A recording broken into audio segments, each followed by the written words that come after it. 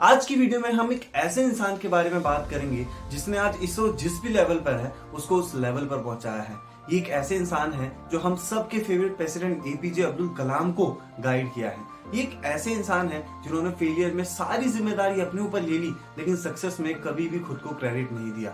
जी हाँ, हम बात कर रहे हैं सतीश धवन सर जी की, जिन्होंने भारत को आसमान तक पहुंचने का सपना दिखाया था। सतीश धवन सर की कहानी कई लोगों से छुपी हुई है, इसलिए आज के हम वंदे मातरम सीरीज के पार्ट 6 में उनके बारे में जानने की कोशिश करेंगे। आगे बढ़ने से पहले आप सभी लोगों से एक रिक्वेस्ट है कि अगर आपको हमारी सीरीज के पार्ट पसंद आ रहे हो तो प्लीज हमारी वीडियो को शेयर जरूर करिए, क्योंकि आपके एक बटन दबाने से हमें बहुत मदद मिलती है।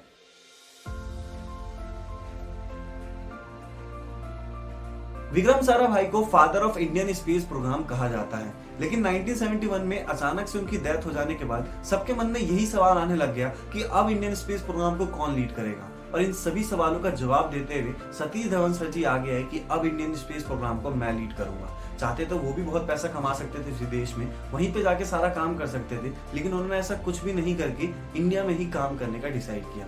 Satish Dhawan sir ji already Indian Institute of Science के हेड थे, लेकिन उन्होंने इसरो को लीड करने के लिए अपनी एक कंडीशन रखी। उनकी कंडीशन ये थी कि इसरो का हेडक्वार्टर बेंगलोर में होना चाहिए। इस डिसीजन के पीछे बहुत खास कारण था। सतीश धवन सर जी ये जानते थे कि बेंगलोर में साइंस हब बनने का पोटेंशियल है, साथ ही साथ इंपोर्टेड मटेरियल पर निर्भर होने से अच्छा है कि क्यों ना हम खुद आत्मनिर्भर बन जाए। और इसके लिए सारे स्पेस प्रोग्राम से रिक्वायर्ड कंपोनेंट जैसे आईटी, हार्डवेयर, सॉफ्टवेयर, कंप्यूटर जैसी चीज आसपास हो, ये जरूरी था। आज Bangalore silicon valley of India कहलाता है, और बेंगलोर इतना ज्यादा आगे बढ़ गया और बेंगलोर इतना ज्यादा डेवलप्ड हुआ, इन सब के पीछे सबसे अहम योगदान है सतीश धवन सर जी का। एपीजे अब्दुल कलाम भारत के सबसे फेमस लीडर हैं, और एपीजे अब्दुल कलाम को इतना महान लीडर और इतना महान व्यक्ति बनाने के पीछे भी सतीश धवन सर का ही हाथ है। इसका एक उदाहरण मैं आपको समझाता हूँ। एक बार भारत की प्रधानमंत्री इंदिरा गांधी एपीजे अब्दुल कलाम सर से मिलना चाहते थे, और ये बात सतीश धवन सर ने एपीजे अब्दुल कलाम को बताया कि आपसे भारत की प्रधानमंत्री मिलना चाहती है। कलाम सर ने कहा, मेरे कपड़े देखो,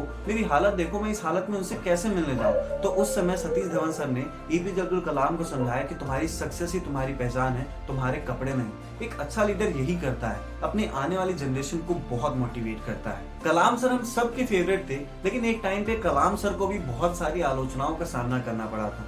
जब कलाम सर एसएलवी लॉन्च के लिए डायरेक्टर थे, उस समय लाखों लोगों की मेहनत और करोड़ों रुपए और कई एम्बिशियस माइंड उस लॉन्च पर लगा हुआ था, लेकिन लॉन्च डे वाले दिन ही कंप्यूटर ने वार्निंग सिग्नल देना शुरू कर दिया था। डिसीजन कलाम सर के हाथों में था और उन्होंने बोला गो है, और लेकिन वो मिशन पूरी तरीके से फेल हो गया। जिस रॉकेट को आसमान में जाना था वो रॉकेट बे ऑफ बंगाल में जाकर गिर गया। इस इंसिडेंट के बाद कलाम सर के ऊपर बहुत सारे सवाल उठाए जा रहे थे, क्योंकि वो इस प्रोजेक्ट के हेड थे। सतीश धवन सर जी इस प्रोजेक्ट के हेड ना होते हुए भी कलाम सर के साथ खड़े रहे और उनसे पूछे जाने वाले सारे सवालों का जवाब साथ खड़े रहकर दे रहे थे, क्योंकि उन्हें ये बात पता थी कि एक गलती से एक इंसान गलत नहीं हो जाता। और इसी भरोसे के कारण इस इंसिडेंट के मात्र 11 महीने बाद एसएलवी को लॉन्च किया गया, और इस बार ये लॉन्च पूरी तरीके से सक्सेसफुल रहा। और अच्छी बात ये रही कि इस बार सतीश धवन सर जी पीछे हो गए और कलाम सर जी को आगे बढ़कर कहा कि आप अनाउंसमेंट करिए इस सक्सेस की। एक अच्छा लीडर यही होता है कि फेलियर की सारी जिम्मेदारी खुद के ऊपर लेता है और सक्सेस का सारा क्रेडिट पूरी टीम को देता है। सतीश धवन सर जी को ये पता था कि सारी रिस्पॉन्सिबिलिटी नेक्स्ट जनरेशन को संभालनी है, इसलिए सारा क्रेडिट भी उनको ही दिया। भारत में एक बात तो सच है कि कभी भी किसी प्रोग्रेसिव प्लान की बात होती है तो सबके मन में एक ही सवाल आता है कि बजट कितना है, खर्च कितना होगा। और कहीं ना कहीं ये क्वेश्चन वैलिड भी है, क्योंकि इंडिया में आज भी 68% से ज्यादा लोग 150 रुपए प्रति दिन से कम में अपना गुजारा कर रहे हैं। लोगों के मन में ये भी क्वेश्चन आता है कि चांद के गड्ढों में पानी ढूंढने से ज्यादा इंपॉर्टेंट काम है कि हम अपने गड्ढे को पूरी तरीके से ठीक करें। इन सब प्रॉब्लम का काफी हद तक सॉल्यूशन था सतीश धवन सर के बाद। जब वो इसरो के हेड थे तो वो सिर्फ इसरो से 1 रुपए की सैलरी लिया करते थे। सोचिए, वो 1 रुपए की सैलरी लेकर उन्होंने देश को कितना आगे बढ़ाया। वो 1 रुपए की सैलरी लेकर हमारे देश को कितना डेवलप्ड किया, और वो 1 रुपए की सैलरी लेकर हमारे देश का आसमान तक पहुंचने का भी सपना उन्होंने ही पूरा किया। सतीश धवन सर जी ही तो असल मायने में रियल हीरो हैं, क्योंकि एक रियल हीरो ही तो कभी अपने बारे में नहीं सोचता, देश को आगे बढ़ाने के बारे में सोचता है। एक रियल हीरो ही तो कभी फेलियर से नहीं डरता, लेकिन सक्सेस में कभी भी जश्न नहीं मनाता।